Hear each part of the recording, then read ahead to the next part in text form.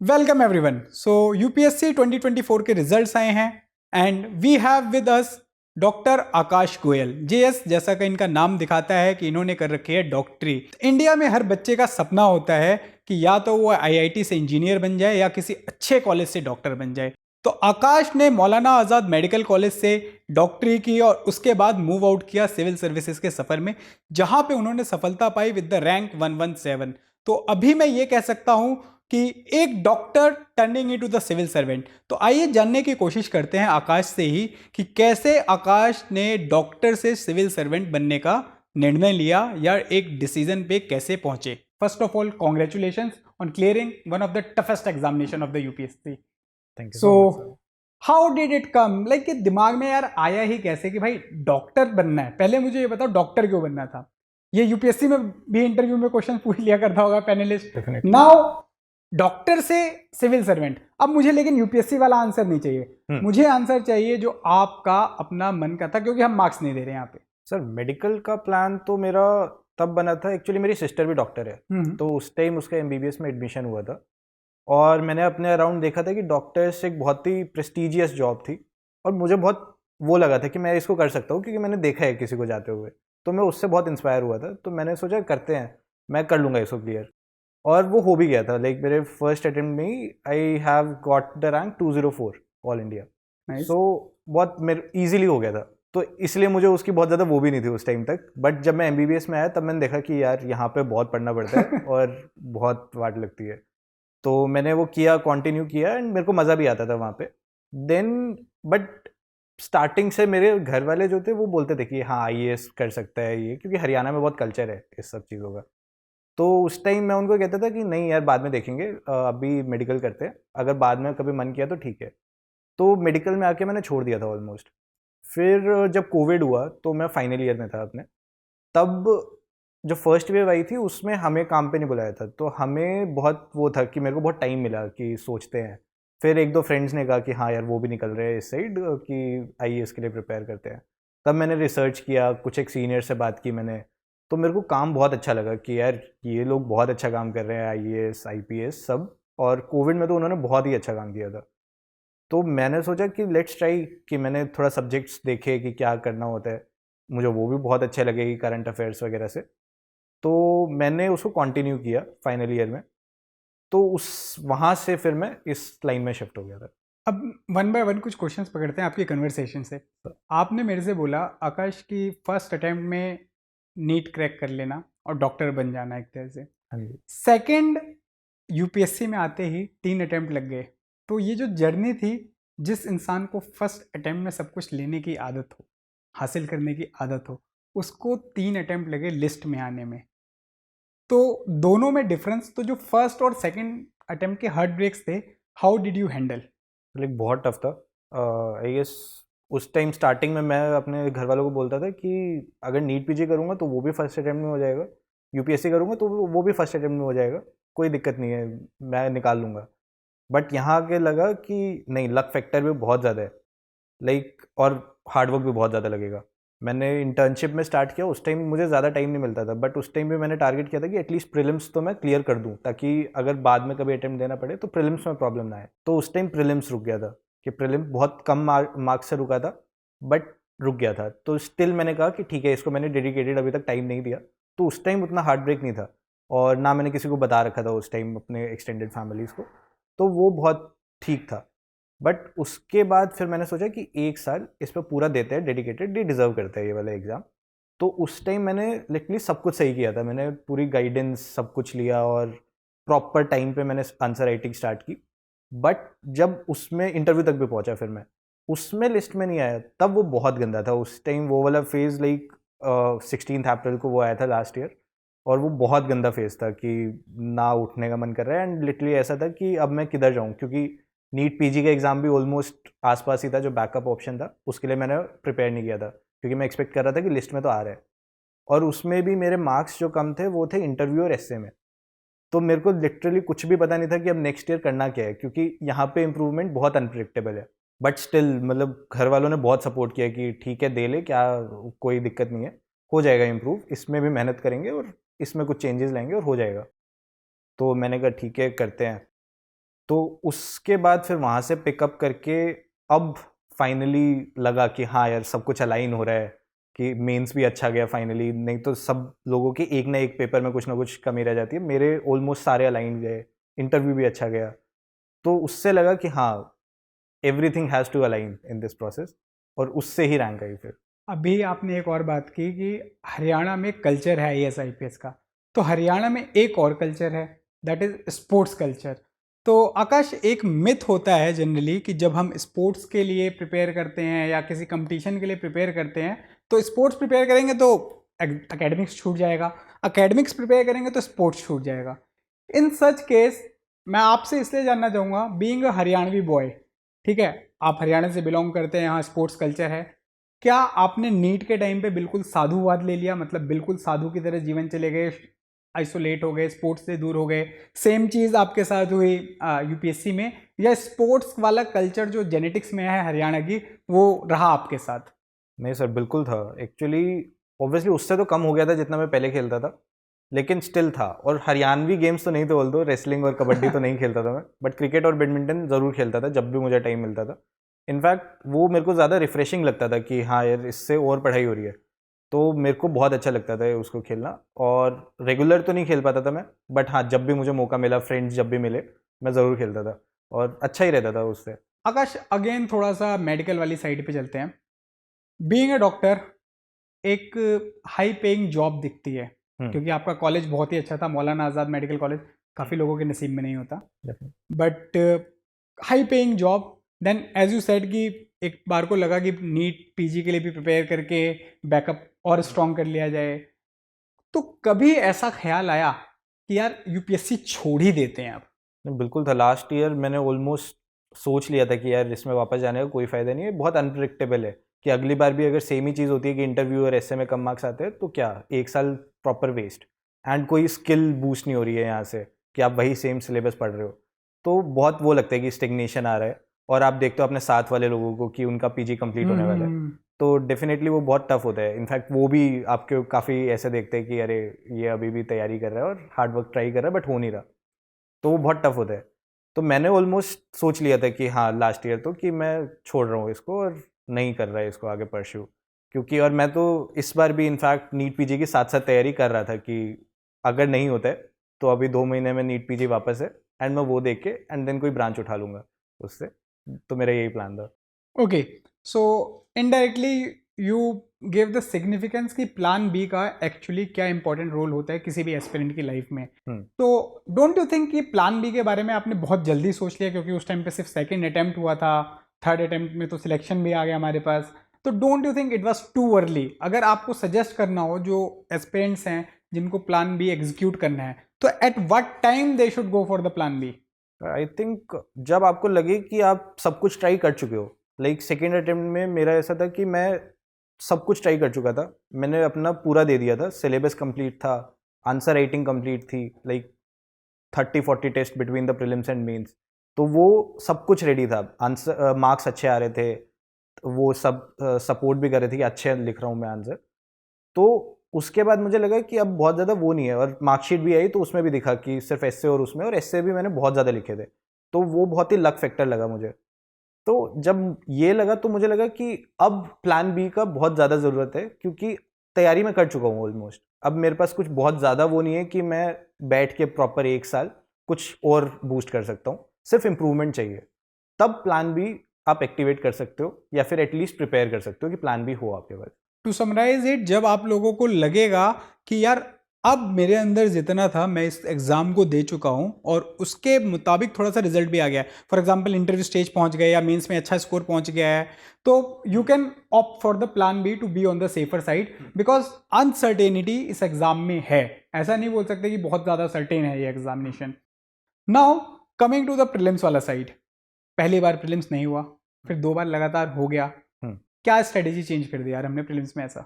First time पे तो like बहुत ही गंदा स्ट्रेटेजी था। लाइक मैंने क्या ही किया था उसमें, तो नीट पैटर्न फॉलो किया था कि ज़्यादा से ज़्यादा टेस्ट दो, देते रहो, उसी से तो रिपीट होंगे। तो बहुत ही गंदा था, लाइक मैं उसी को याद कर रहा हूँ कि टेस्ट में जो वो आ गए उसमें चूज़ ही नहीं कर रहा हूँ कि ये नहीं आ सकता है कभी भी उसमें, और नहीं आएगा। तो स्टैटिक कॉम्प्रोमाइज़ हुआ, करंट अफेयर्स में मैं आर्ट एंड कल्चर भी पढ़ रहा हूँ तो कोई सेंस नहीं था। बट स्टिल मेरे को ऐसा था कि एमसीक्यू सॉल्विंग एबिलिटी अच्छी थी, क्योंकि नीट में मैंने इतने टेस्ट सॉल्व किए हैं कि उसमें कोई प्रॉब्लम नहीं थी। इंटेलिजेंट गेसिंग हो जाएगी, वो सब हो रहा था, पीवाईक्यू लोगों ने बोला वो कर लिए, तो उससे मैं काफ़ी क्लोज आ गया था, बट निकला नहीं। मैंने इतने सिंपल क्वेश्चंस गलत किए थे जो लोगों ने सही किए थे। एंशिएंट मेडिवल के इतने सिंपल क्वेश्चंस आए थे और मैंने उसको बाउंसर मान के छोड़ दिया था कि ये तो बाउंसर से, ये तो किसी से सही नहीं होंगे। नेक्स्ट ईयर आते आते मुझे पता लगा कि वो सबके सही थे वो क्वेश्चन, और वहाँ तो दे ही नहीं सकते थे मार्क्स। तो इस बार फिर आके नेक्स्ट अटेम्प्ट में मैंने लिटरली हर एक पोर्शन कवर किया था कॉम्प्रिहेंसिवली, कि स्टैटिक नहीं छूटेगा बिल्कुल भी। और गाइडेंस वगैरह देख रहा था मैं, टॉपर स्टॉक फाइनली देखनी स्टार्ट की कि हाँ यार यहाँ से करते हैं ये लोग, और बहुत ज़्यादा नहीं करते बट स्टैटिक पूरा अच्छे से कवर होता है, करंट स्पेसिफिक कवर होता है कि हाँ science and take environment covered है। तो उसके बाद अगर आपका रुकता है, पहली बात तो बहुत कम चांसेस हैं, और तब आपका दिन ही खराब है बहुत ज़्यादा वो भी। तो ये बात मुझे समझ आई। तो उसके बाद से फिर मेरा इनफैक्ट बहुत अच्छा मार्जिन से क्लियर हुआ था जो नेक्स्ट अटेम्प्ट था। ऑल्दो जो प्रेजेंट अटेम्प्ट था उसमें मेरा उतनी मार्जिन से क्लियर नहीं हुआ था, बिकॉज रिजल्ट आने के बाद मैं बहुत डाउन था इस बार। तो मैं जस्ट स्टैटिक कर रहा था, स्टैटिक की भी सिर्फ एक ही वो कर पाया था मैं। तो इस बार ऑलमोस्ट बॉर्डर लाइन पे था। बट यही है कि अगर आप स्टैटिक अच्छे से 2-3 बार रिवाइज करके जा रहे हो, अगर आप करंट रिवाइज करके जा रहे हो, तो ऐसा नहीं है कि बच्चे और कुछ करके आ रहे हैं, आपका इजीली निकल जाएगा। बच्चे ये भी नहीं कर रहे हैं। सो आकाश, एक छोटा सा question, I want you to summarise like in the pointers only, है ना, मेंस का आंसर लिखवाता हूँ आपसे दोबारा ठीक है। तो क्या वो चीज़ें हैं जो प्रीलिम्स स्टेज में बिल्कुल नहीं करनी चाहिए? फर्स्ट है रिसोर्सेज के पीछे भागना, कि आप अनलिमिटेड रिसोर्सेज के पीछे भाग रहे हो। सेकंड सर, कोचिंग से पीछे भागना। मार्केट में बहुत फेक न्यूज़ और पता नहीं क्या क्या चला हुआ है, वो मार्केटिंग के लिए करते हैं, बट बिल्कुल वो नहीं है। थर्ड, सी सेट पे ज़रूर ध्यान देना। मैंने अपने दोस्तों को देखा है कि वो सी सेट से अटक के हैं, और खासकर 23 वाला वो तो बहुत गंदा था। मेरे को ज़रूरत नहीं पड़ी थी क्योंकि मेरा अच्छा था सी सेट, उसमें मेरे ठीक आ गए थे। अच्छा, एक यहीं पे कट इन करूंगा, ये जो आपने मेरे को बोला कि सी सेट ठीक था, यार मेडिकल बैकग्राउंड वाले का सी सेट कैसे ठीक हो सकता है? क्या किया ऐसा? सर मेरा पहले से ही ठीक था। इनफैक्ट मेरे पास 11-12 में मैथ्स था, मेरे को इंटरेस्ट था मैथ्स में बहुत अच्छा खासा। मेंटल एबिलिटी, ओलंपियाड्स वगैरह, इन सब का मेरे को स्टार्टिंग से इंटरेस्ट था। मैंने ओलंपियाड्स एक आधे निकाले भी हुए हैं, तो मेरे को था अच्छा। और इसमें लिटरली मैंने हर एक साल में मुश्किल से 1 या 2 टेस्ट दिए हैं सी सेट के, उसके अलावा कुछ भी नहीं किया, और मेरे हमेशा 100+ ही आए हैं। मुझे एक डिस्क्लेमर चलाना पड़ेगा कि यार 1-2 टेस्ट दिए हैं, बट आप लोग ये स्टंट घर पे ट्राई मत करें। ये बिल्कुल नहीं। मैं उसमें चेक करता था कि मेरे आ रहे हैं 100+ और ठीक होता था। इनफैक्ट इस बार मेरे बहुत अच्छे आ रहे हैं। इस बार मैंने की से चेक किया था तो 160+ बन रहे। अरे वेरी नाइस। तो मैं इनफैक्ट सैड था कि अब जीएस की कट ऑफ ऊपर हो जाएगी, इतना सिंपल क्यों दे दिया। बट सी सेट अच्छा था, सी सेट में कोई प्रॉब्लम नहीं हुई। बट लोगों के लिए है डेफिनेटली। मैंने अपने दोस्तों को देखा जो बिल्कुल मार्जिन से क्लियर हो रहे हैं। इनफैक्ट रैंक आ गई है बट स्टिल यहाँ पे मार्जिन से क्लियर हुआ है। तो वो कॉम्प्रोमाइज़ नहीं होना चाहिए। तो आकाश, अब प्रीलिम्स वाला फेज हो गया, मैं आपसे एक सिंपल क्वेश्चन करूंगा, what was your test analysing strategy? Test taking तो आपने बता दिया कि लगाना है, फर्स्ट अटेम्प्ट में आपने गलती की, खूब सारे सिर्फ टेस्ट ही लगाने के पीछे पड़े। जहां तक मुझे लग रहा है सेकंड अटेम्प्ट में टेस्ट एनालिसिस पे थोड़ा सा ज्यादा ध्यान दिया। तो how did you analyse your test that you have already attempted? नहीं, सेकंड अटेम्प्ट में मैंने बिल्कुल चेंज कर दिया था। मैं बहुत स्पेसिफिक जाता था कि ये क्वेश्चन रिपीट हो सकता है या नहीं हो सकता, और इसका कौन सा पार्ट रिपीट हो सकता है। तो मैं कॉन्सेप्चुअल पार्ट पे ज़्यादा देख रहा हूँ, जो गलत हुए उसको एक बार एनालाइज कर रहा हूँ कि ये क्यों गलत हुए, क्या यहाँ पे कुछ ट्रिक लग सकती थी, या यूपीएससी में आया तो कैसे करते। तो वो पीवाईक्यू के साथ लिंक करके कि हाँ पीवाईक्यू में ये वाली ट्रिक लगती है, तो ठीक है मैंने सही ट्रिक लगाई है, ठीक है टेस्ट में गलत हो गया कोई दिक्कत नहीं है, लेकिन ट्रिक सही लगी है, तो इस पर ज़्यादा फोकस था। देन अगर कोई स्टैटिक से गलत होता है तो उसको स्पेशल मार्क कि भाई इस टेस्ट में स्टैटिक से इतने गलत हो गए और ये नहीं होने चाहिए थे क्योंकि ये पढ़े हुए थे, तो वो एक था। एंड सिली मिस्टेक्स वो 0 आपको करनी है, तो अगर 1-2 भी होती थी तो वो माइनस करनी है कि 0 पे आए वो। बेसिकली सिली मिस्टेक्स के लिए लाइक व्हाट आई फील कि अगर आप सिली मिस्टेक्स कर रहे हो, इसका मतलब आप वो क्वेश्चंस गलत कर रहे हो जो बाकियों के सही हो रहे हैं।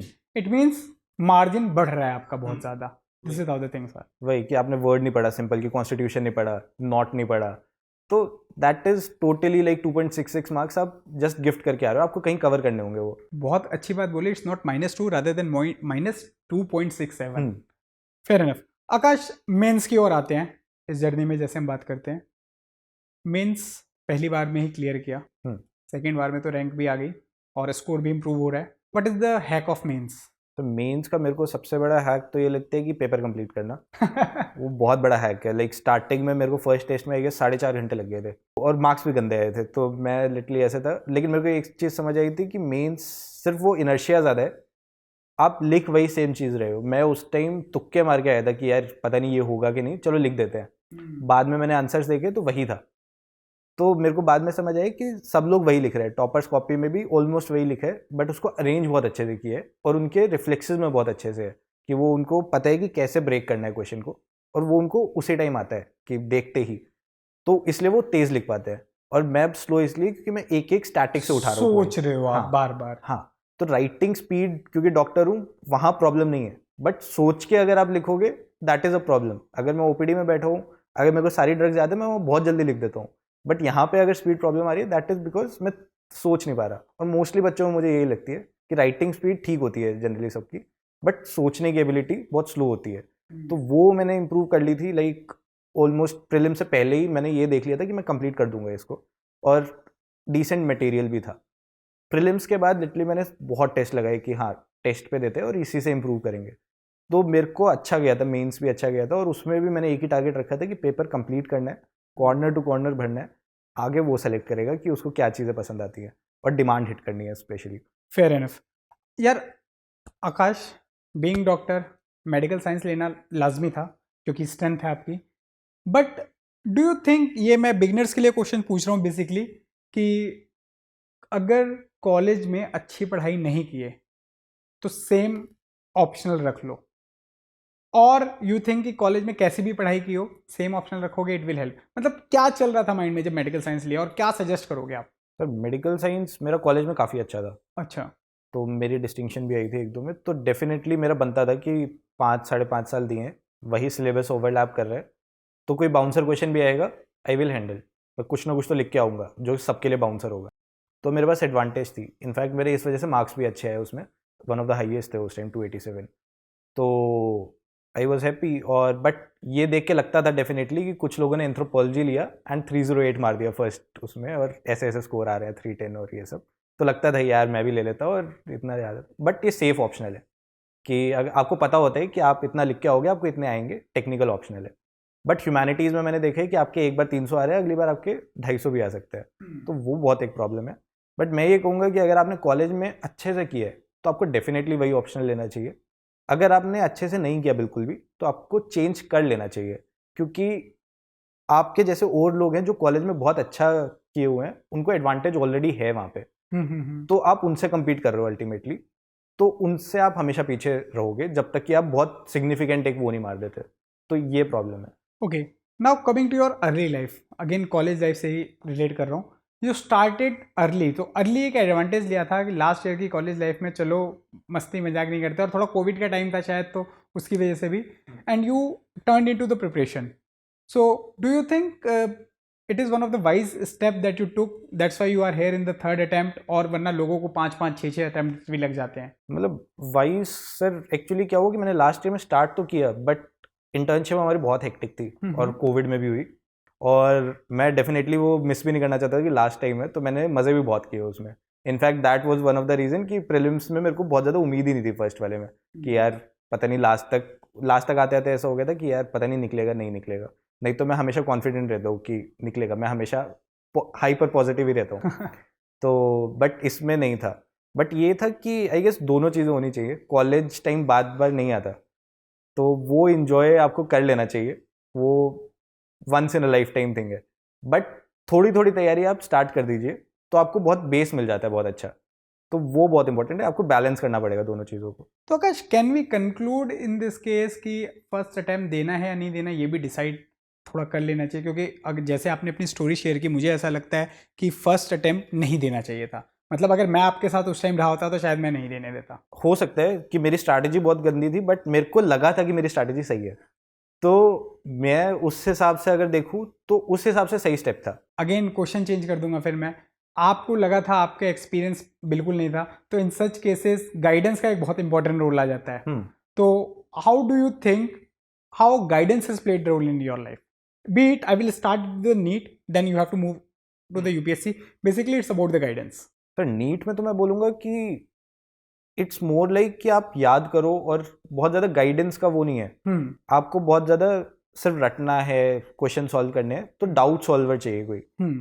तो वहाँ इतना प्रॉब्लम नहीं है। वहाँ भी लोग थोड़े गलत जाते हैं कि NCERTs नहीं पढ़ते, जो कि बहुत इंपॉर्टेंट है, बट कोई ना कोई सीनियर जनरली उनको बता देता है। मेरे केस में मेरी बहन ही थी घर में सीनियर थी। हाँ, तो वो बहुत अच्छा था, तो वो बहुत इजी था, बट थोड़ा बहुत चाहिए। यहाँ पे आके गेम ही यही है कि पेपर समझो, पेपर नहीं आता है समझ में। और सब लोग ये जो नीट वाली मिस्टेक है कि नीट जैसा समझ लिया, वो आधे से ज़्यादा लोग कर रहे हैं यहाँ पे आके। कि मैंने देखा मार्केट में वो पता नहीं क्या क्या याद कर रहे हैं जो कि नहीं आता है, बिल्कुल नहीं आता है। तो वो यहाँ पे मिस्टेक कर रहे हैं, तो यहाँ पे गाइडेंस की ज़रूरत है। और प्रॉब्लम ये है कि गाइडेंस भी बहुत वरीड है कि मैंने ऐसी ऐसी गाइडेंस देखी है, मैंने खुद भी ली है इनफैक्ट, जिसने मुझे, जब मुझे मेंस करना चाहिए था 100%, तो उसने मुझे ये सजेस्ट किया था कि प्रीलिम्स भी साथ में कर, जबकि वो बहुत गलत था कि सितंबर अक्टूबर में आप बैठ के और प्रीलिम्स की भी साथ में कर रहे हो, कोई सेंस नहीं है उस चीज़ का। तो बट ऐसी ऐसी गाइडेंस हैं मार्केट में, तो वो सेलेक्ट करना बहुत वो है। तो यहाँ पे मुझे इनफैक्ट फर्स्ट अटेम्प्ट में कुछ एक सीनियर्स थे, तो वो बहुत अच्छे से बताते थे। मैं उनसे ऑल्दो निकलवाना पड़ता था कि मैं उनसे लिटरली ऐसा पूछता था कि अरे आपने क्या क्या किया था, आपके क्या क्या टारगेट से बताओ, आप क्या क्या करोगे। तो मेंस में उन्होंने बताया था कि हाँ मैं 1 महीने में ये कंप्लीट करूँगा, 2 महीने में ये कंप्लीट करता, 3 महीने में ये कंप्लीट करता। तो मैंने कहा कि ठीक है, इससे तेज़ चल रहा है। हाँ, तो ऐसे चलता था। तो ये बहुत वो था, तो उन्होंने बहुत अच्छा गाइड किया। तो उनको, उनसे मेरे को ये पता लगा कि हाँ यार ये वाली सही गाइडेंस है और ये वाली गलत। फिर बाद में आते आते इंटरव्यू के टाइम पे जैसे आपसे बात हुई, तो उस टाइम मेरे को एनालाइज करना बहुत अच्छे से आ गया था कि हाँ यार ये सही बोल रहे हैं और ये सच बोल रहे थे मुंह पे। तो तब मेरे को सही लगा था कि हाँ यार इनसे बात की जा सकती है। और इनफैक्ट फाइनल अटेम्प्ट में, जब मेरा इस अटेम्प्ट में प्रीलिम्स के टाइम मैंने आपको वो किया था कि यार करनी है और मेरी मोटिवेशन नहीं आ रही है, तो आपने बोला था कि डेली टारगेट्स भेज, तो मैंने वो भेजे। और in fact one of the reason was कि मैं प्रीलिम्स क्लियर हुआ बिकॉज ऑफ दैट, कि मैं कुछ पढ़ा उस चक्कर में। तो that was the thing. So basically you said that you have to identify right mentor. अगर मैं ये क्वेश्चन ऑलमोस्ट सबसे पूछ लेता हूँ, how to identify right mentor? Sir पहले तो जो आपको लगे कि सच बोल रहे हो, कि बेशक वो डांट रहे हो, बेशक वो प्यार से बोल रहे हो, लेकिन प्रॉपर सच बोल रहे हो। ऐसा ना हो कि आपकी तारीफ करे जा रहे हो या आपकी बेइज्जती करे जा रहे हो। दोनों चीज़ें नहीं चलेंगी। जो आपको समझा रहे हो बैठ के कि हाँ यार इस वजह से ये गलत है, और जो आपको भी सही लगे कि हाँ यार ये बात तो सही बोल रहे हैं। सेकंड, आप मैं कहूँगा कि जो रेजोनेट बहुत अच्छे से कर रहे हो टॉपर्स वगैरह की टॉक से, कि टॉपर्स ने अगर सब बोल रहे कि हाँ यार न्यूज़पेपर आपको एटलीस्ट टच में रहना है, और कोई मेंटर आपको ये बोल रहे कि यार न्यूज़पेपर की बिल्कुल कोई ज़रूरत नहीं है, तो वो गलत है। तो आप ऐसे लोगों से दूर जा सकते हो कि नहीं। या फिर कोई बहुत एम्बिगुअस वो दे रहा है, लाइक एस्से में मैंने पिछली बार देखा था कि बहुत एम्बिगुअस कई वो देते हैं कि कुछ सिग्निफिकेंट नहीं निकल के आता उनकी बात से, तो वो भी नहीं चलेगा। वो सिग्निफिकेंट निकल के आए जो आप इम्प्रूव कर सको, तो ये बहुत इंपॉर्टेंट है। What is the role of mentor in during the mains वाला साइड? हमने इंटरव्यू की बात की, प्रीलिम्स की बात की, मेंस वाली साइड पे बेसिकली जितना मैंने फील किया है स्टूडेंट से इंटरेक्शन के बाद, दो तरह के लोग आ जाते हैं। एक जो सिर्फ ज्ञान पे ज्ञान देते रहते हैं, सेकंड जिनका एकेडमिक्स भी स्ट्रांग होता है। तो how to balance between the both? Mains में किस चीज़ की ज़रूरत ज़्यादा है? सर मेंस में मेनली गाइडेंस की, क्योंकि लोग जो हैं अभी मैं देख रहा हूँ कि बहुत मोटी मोटी बुक्स ले आते हैं और वही रट रहे हैं बैठ के। और mains is more of a game कि आप एनालाइज करके उसको ब्रेक कर सको और डायमेंशंस में तोड़ सको और लिख सको उसको टाइमली। तो वो नहीं कर रहे हैं, वो टेस्ट नहीं अटेम्प्ट कर रहे हैं, सिर्फ पढ़ रहे हैं, स्टैटिक पे ध्यान दे रहे हैं और ये सब। तो वो बहुत प्रॉब्लम है। तो मेंटर में यही है कि वो उनको ये गाइड करे कि यूज़ करना और उससे सीखना, कि टेस्ट से तो प्रॉपर रिवर्स इंजीनियरिंग होनी चाहिए उसकी। तो वो चीज़ नहीं हो रही है। तो मेंटर्स भी कई लोग कह देते हैं नहीं तू ये पढ़ ले, ये पढ़ ले, वो बस ये कहते हैं कि पढ़ ले। तो ये प्रॉब्लम है। तो इसमें ये है कि हाँ उसको पहली बात तो नीड क्या है, कि अगर बंदा अभी लिख ही नहीं रहा है तो उसको पहले लिखवाना है कि हाँ लिखे, थोड़ा बहुत पढ़ के और लिखना स्टार्ट करे। और अगर कोई इंप्रूवमेंट के लिए आ रहा है तो इसका वैल्यू एडिशन कैसे करना है, कि डायग्राम्स वगैरह डलवा रहा है, स्ट्रक्चरिंग अच्छे करवा रहा है, डिमांड हिट करवा रहा है। तो वो उसके अकॉर्डिंग है, कि पर्सन के अकॉर्डिंग कि उसको क्या चाहिए मेंटर में, उसके हिसाब से उसको चूज करना चाहिए। Now coming to the last phase of the discussion, selection. क्या बदला यार सिलेक्शन के बाद? मेरे को इतना एक्सपेक्टेड नहीं था, बट डेफिनेटली जब मैं घर गया तो बहुत ज़्यादा भीड़ लगी हुई थी। तो एंड ऐसे लोग भी आ रहे थे जो जिनको मैं जानता भी नहीं था। अच्छा लगा डेफिनेटली, मम्मा पापा बहुत खुश थे। एंड एक रिलीफ था मेरे लिए, तो सबसे बड़ा रिलीफ था कि मेरे को अब नीट की तरफ जो मेरा बैकअप था उसकी तरफ जाने की ज़रूरत नहीं है। एंड अब मेरे को बस एक इम्प्रूवमेंट के लिए जाऊँगा अगर गया तो, कि IAS की तरफ, दैट्स इट। बट एक बहुत प्रेस्टिजियस जॉब ऑलरेडी मेरे पास है, तो ये बहुत अच्छा है। तो अब मैं बहुत I guess stress free prepare कर सकता हूँ। बेसिकली यार एक क्वेश्चन है, शायद थोड़ा सिली और फनी भी हो सकता है। स्ट्रेंजर से फेक स्माइल के साथ मिलना कैसे करना पड़ता है यार थोड़ा सा? सर मैं इनफैक्ट बहुत ज़्यादा थक गया था। मतलब लिटरली मैं बस हाथ जोड़ के और स्माइल करके खड़ा हूँ वहाँ पे। और मैं बाद में तो मैंने मम्मा पापा को ये कहना शुरू कर दिया था कि प्लीज़ आप करो, मैं बस हाथ जोड़ के जा रहा हूँ मैं यहाँ से। मैं अंदर बैठा हूँ। और फिर मैं इनफैक्ट निकल आया कि मैं, आप लोग एंजॉय करो, मैं निकल रहा हूँ यहाँ से। मम्मा पापा को अच्छे से आता था। मम्मा पापा अच्छा कर रहे थे कि वो बिना पता हुए भी कौन है वो थैंक यू यार वैसे ये तो गलत चीज़ हुई ना, अभी तक आपने नीट में गिव अप नहीं किया, UPSC में गिव अप नहीं किया, स्ट्रेंजर से डील करने में गिव अप कर दिया। नहीं सर, गिव अप नहीं किया, वो मज़ा नहीं आ रहा था वहाँ पे। कि अच्छा। आपको पता है कि ये सिर्फ इस वजह से आ रहा है कि आपके पास एक जॉब है और जो कि फ्यूचर में उनके काम आ सकती है। क्योंकि वो फर्स्ट क्वेश्चन आके पूछ रहे थे, अच्छा IPS मिलेगा, ओके, अच्छा हरियाणा कार्डर मिल सकता है, ठीक है। तो वो समझ आ जाता है कि हाँ वो काम निकलवाने के लिए आ रहे हैं, वो स्पेशली नंबर ले रहे हैं कि हाँ फ्यूचर में काम आएगा ये वो। तो वो फिर मज़ा नहीं आता कि स्टार्टिंग में एक बार लगता है कि अरे हाँ वो मिल रहा है, बट फिर लगता है कि ठीक है अब हो गया जितना होना था, अब चलते हैं। Fine, so before we wind this up, any parting words Akash जो आप देना चाहेंगे स्पेसिफिकली अपनी एस्पिरेंट कम्युनिटी को? सर एस्पिरेंट कम्युनिटी को मैं डेफिनेटली ये बोलना चाहूँगा कि एक बार फुल आप अपना दे दो जितना आप दे सकते हो। मतलब 1 साल तो डेफिनेटली डिजर्व करता है ये बैठ के, तो मतलब 2 साल लगा लो कि प्रोसेस में लाके, तो इतना तो डेफिनेटली अच्छे से दे दो और स्टार्टिंग में ही दे दो, ताकि आपको फ्यूचर में आपको बैकअप प्लान करना आसान हो, आपको सेटिस्फेक्शन हो कि आपने दे दिया है पूरा, और आपका टाइम वेस्ट नहीं होगा आपका क्योंकि इसमें लोग 5-5 6-6 अटेम्प्ट तक बैठे रहते हैं, और वो वाले उनसे प्रॉब्लम नहीं है जो साथ में या तो जॉब कर रहे हैं, कुछ कर रहे हैं, या फिर जो सीरियसली ट्राई कर रहे थे। बट उन लोगों से जो ढंग से ट्राई नहीं किया, हाफ हार्टेडली ट्राई कर लिया, फिर कहते हैं कि हाफ हार्टेडली बाद में कर लेंगे, तो उससे नहीं निकलेगा। तो ये है कि एक बार फुल ट्राई करो, अच्छे से ट्राई करो, सब कुछ टॉपर स्टॉक के अकॉर्डिंग जाओ, पूरा टाइम जितना लगता है कि आपको अगर डेली 8 आवर्स देने हैं तो दो। बट उसके बाद फिर एग्जिट भी बहुत इंपॉर्टेंट है कि आप टाइमली फिर एग्जिट भी कर जाओ अगर नहीं हो रहा है, आपको लग रहा है कि यार नहीं हो रहा है, exit is also important timely. Okay, so while concluding all this, Akash ने अभी ना जो बोला मैं उसको कुछ शब्दों में समराइज करूँगा। सो आकाश ने इनडायरेक्टली आप लोगों को बोला है कैसे इस पूरी जर्नी को 5 ईयर प्लान नहीं बनाना है।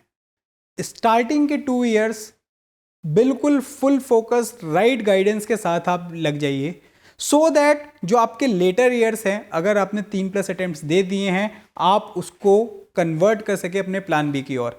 और ऐसा भी हो सकता है, मैंने कई स्टूडेंट्स को देखा है कि वो प्लान बी एग्जीक्यूट करके ये एग्ज़ाम दे रहे होते हैं और वो एग्ज़ाम निकल जाता है। तो basically being in the economy youthful years में भी एक बहुत ज़्यादा ज़रूरी चीज़ है।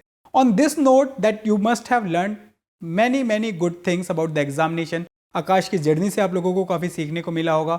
That's all from my side with the promise कि हम लोग आप लोगों के लिए नए टॉपर्स, नए रैंकर्स लाते रहेंगे, so that you can not only learn from their life rather than inculcate some good habits from our discussions. That's it. Bye bye. Take care. All the best.